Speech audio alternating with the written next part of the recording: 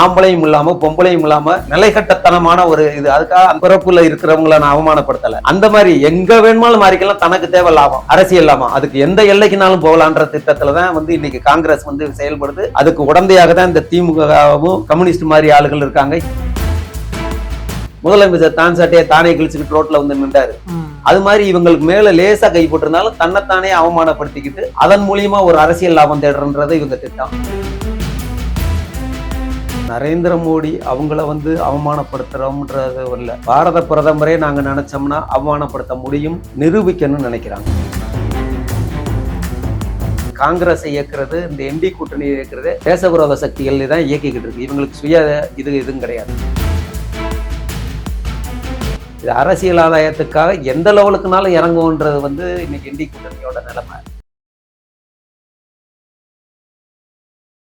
அனைவருக்கும் வணக்கம்.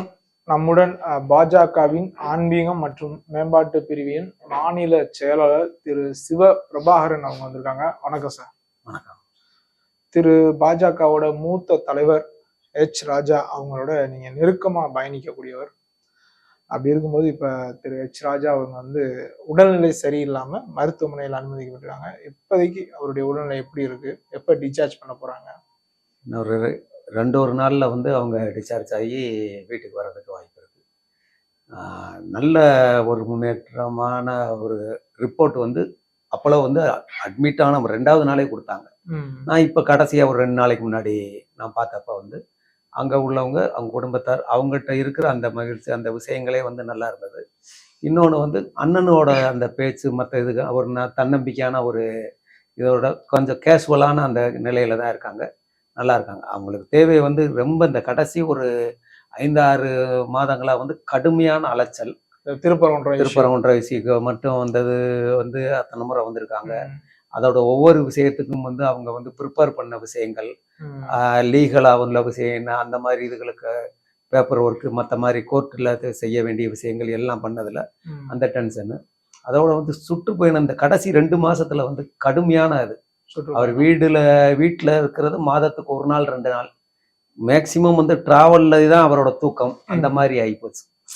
இப்ப பாராளுமன்றத்துல சார், இப்ப ஜோதிமணி மற்றும் எம்பி சுதா, காங்கிரஸ் எம்பி, இவங்கெல்லாம் பிரதமர் இருக்கையை சூழ்ந்து கொண்டு கோஷங்கள் எழுப்பின வீடியோ நேற்று வெளியாயிருக்கு. அது மட்டும் இல்லாம பிரதமருக்கு பாதுகாப்பு இல்லை, ஒரு அசம்பாவிதம் நடக்க வேண்டிய சூழல் இருக்கு, அதனாலதான் சபாநாயகர் அவர்களே பிரதமர் அவைக்கு வர வேணாம் அப்படின்னு சொன்னதான் சபாநாயகரே சொல்றாரு. இதுல இவங்க, அதாவது ஜோதிமணி அவர்கள், காங்கிரஸ் எம்பிக்கள்லாம் பிரதமரை, அதாவது பிரதமருக்கு பாதுகாப்பு இல்லைன்னு சொல்ற அளவுக்கு என்ன திட்டம் அவங்க வச்சிருப்பாங்க? ஒருவேளை பிரதமர் அவைக்கு வந்திருந்தா என்ன நடந்திருக்கும் சார்? அவங்கள பொறுத்த வரைக்கும் நரேந்திர மோடி அவங்கள அவமானப்படுத்துறோம்ன்றது இல்ல, பாரத பிரதமரே நாங்க நினைச்சோம்னா அவமானப்படுத்த முடியும், நிரூபிக்கணும்னு நினைக்கிறாங்க.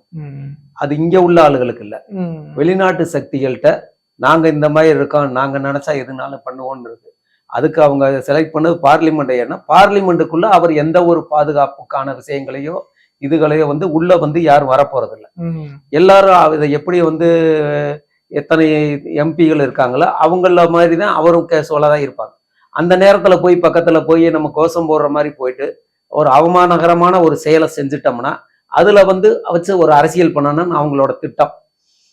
இவங்களை இப்ப இயக்குறது இன்னைக்கு காங்கிரஸ் இயக்குறது, இந்த என்டி கூட்டணி இயக்குறது தேசவிரோத சக்திகள் தான் இயக்கிக்கிட்டு இருக்கு. இவங்களுக்கு சுய இதுவும் கிடையாது. அதை வச்சு ஏதாவது அதில் அரசியல் ஆதாயம் தேடலாமான்னு இவங்க யோசிக்கிறாங்க. இது அரசியல் ஆதாயத்துக்காக எந்த லெவலுக்குனாலும் இறங்கும்ன்றது இன்னைக்கு என்டி கூட்டணியோட நிலைமை. அதுக்கு அதோட கூட்டணி கட்சிகளும் தயாரா இருக்கு. ஏன்னா நேரடியாக ஜெயிக்கிறதுக்கு இவங்ககிட்ட எந்த விதமான திட்டங்களும் இல்லை, முன்னேற்பாடுகளும் இல்லை. அதனால ஏதாவது ஒரு குறுக்கு வழியில இவங்க நம்ம பிஜேபியை சரிச்சிடணும், அதன் மூலம் நம்ம வெற்றி பெற்றணுன்றதுக்காக பண்றாங்க. அதுக்கு எந்த லெவலுக்குனாலும் இறங்குவாங்க. அது ஜாதி கலவரமாக இருக்கலாம், மத கலவரமாக இருக்கலாம், பொருளாதார ரீதியான பின்னடைவுகள் எல்லாம் தாண்டி நக்சல் இந்த மாதிரி ஆளுகளை கொண்டு பிளான் பண்ணனாங்க. அது ஒண்ணுமே இல்லாம அழிச்சிரும், தேதி வச்சு திட்டமிட்டு கரெக்டா அந்த நக்சல்ன்ற இதுகளையே கம்ப்ளீட்டா வச்சு அவங்களுக்கு மறுவாழ்வே கொடுத்துட்டோம். அதனால அந்த இது மாதிரி விஷயங்களால இவங்களால ஜீரணிக்க முடியாம எந்த லெவலுக்குனாலும் இறங்கணுன்றதுக்காக செயல்பட்டு இருக்கு. இல்ல இப்ப பாராளுமன்றத்துல பிரதமரை தாக்குதல் நடத்துறதுக்கு திட்டமிட்டாங்களா? ஆனா அதுக்கெல்லாம் வாய்ப்பே இல்லை சார். இது சார் தாக்குதல்ன்றது என்னன்னு நினைக்கிறீங்க? என்ன சொல்றீங்கன்னா அவங்க கையில இருக்க பேப்பரை கிழிச்சு செய்யறதோ, அவர் கையை பிடிக்கிறதோ, அவர் சட்டையை பிடிக்கிறதோ வந்து இதுதானே. உள்ள வந்து பாதுகாப்புக்காக இருக்கிறவங்க அடுத்து வந்து அவங்கள அடிச்சாலும் அதுல லாபம்னு நினைக்கிறாங்க.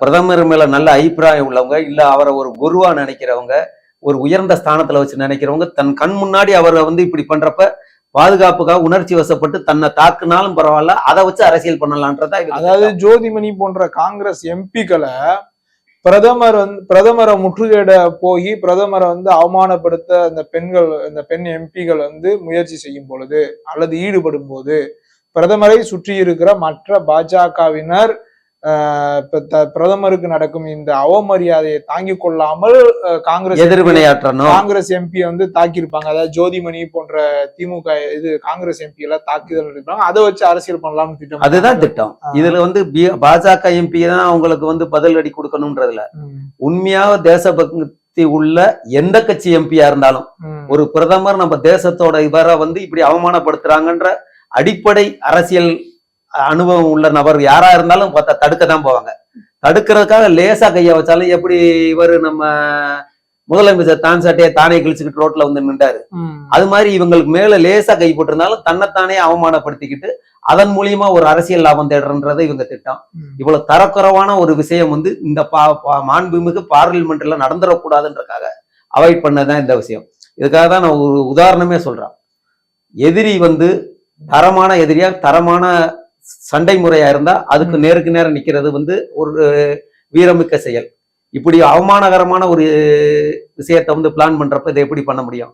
இதுக்கு சின்ன உதாரணம் வந்து இதுல இருக்கு, நம்ம பாரதத்துல போர்லயே சிக்கண்டின்ற ஒரு கேரக்டரை கொண்டு போய் வந்து பீஷ்மரை எதுக்க விடுவாங்க. கிருஷ்ணனோட திட்டம் எதுக்க விட்டு அவரால் வந்து அவர் இருக்கிற வரைக்கும் நான் வந்து போர் புரிய இங்க வரமாட்டேன், அவர் எதிர்த்து நான் சண்டை போட மாட்டேன்னு சொன்னா அது வந்து அவர் வந்து பீஷ்மர் வந்து கோலையா? பெண்ணை எதிர்த்து போர், பெண்ணும் இல்ல ஆணும் இல்ல, சிக்கண்டின்றது வந்து ஒரு இந்த கேரக்டர்.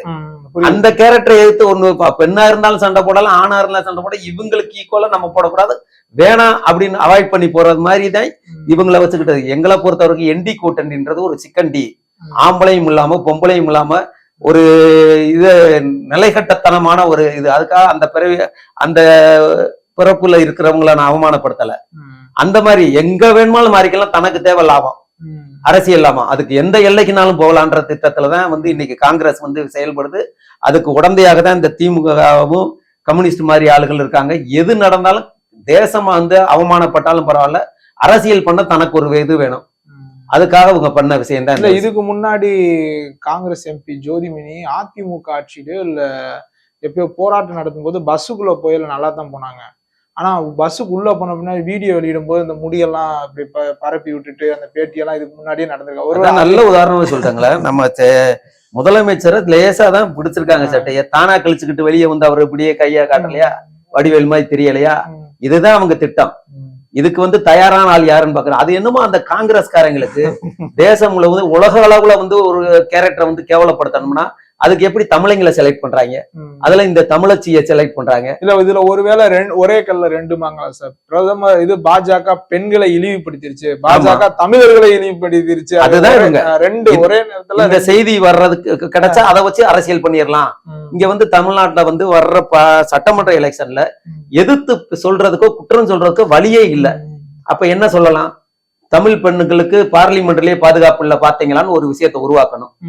அதை சொல்லி, ஏன்னா இவங்க இதுல வந்து இங்க தெருவுல போற வயதான மூதாட்டிகள் இருந்து பெண் குழந்தைகள் வரைக்கும் யாருக்கும் பாதுகாப்பு இல்லாம இருக்கு. அதை மாத்துறதுக்கு ஒரு திட்டம் வேணும், அதுக்காக இவங்க போட்டதுதான். இதுக்கு வந்து இந்த ஜோதிமணி மாதிரி ஆளுக, சுதா மாதிரி ஆளுக, ஏன்னா தனக்கு வேற வழி, தன் குடும்பத்திலேயே தன்னை மதிக்கல, நம்ம உலகம் பூரா ஃபேமஸ் ஆகலாம்னு நினைக்கிறாங்க. சரி இவங்க இதெல்லாம் செய்யறாங்க. உண்மையாவே உணர்ச்சி வசப்படுற ஒரு விஷயம் வந்து வட மாநிலத்துல இருக்கிறவங்களுக்கு வந்தா, இந்த தமிழ் மாநிலத்தை சார்ந்த எம்பியா இருக்கட்டும் எம்எல்ஏ ஆகட்டும் நாளை அப்படின்னு அந்த பக்கம் போனா பதிலுக்கு வந்து அவங்க வந்து தேச விரோதின்ற மனநிலையில இவங்களை தாக்குதல் பண்ண ஆரம்பிச்சா என்ன ஆகும்? அதை வச்சும் கூட வந்து இதுல வந்து பிரிவினையை உருவாக்கலான்றதான் இவங்களோட திட்டமே. இதைத்தான் அவங்க செயல்படுத்திக்கிட்டு இருக்காங்க. அதுக்கு வாய்ப்பு இல்லாம நாகரீகமாக இதை எப்படி ஹேண்டில் பண்ணணுமோ அதை மாதிரி பண்ணியிருக்கு மத்திய அரசு. ரொம்ப நன்றிங்க சார்.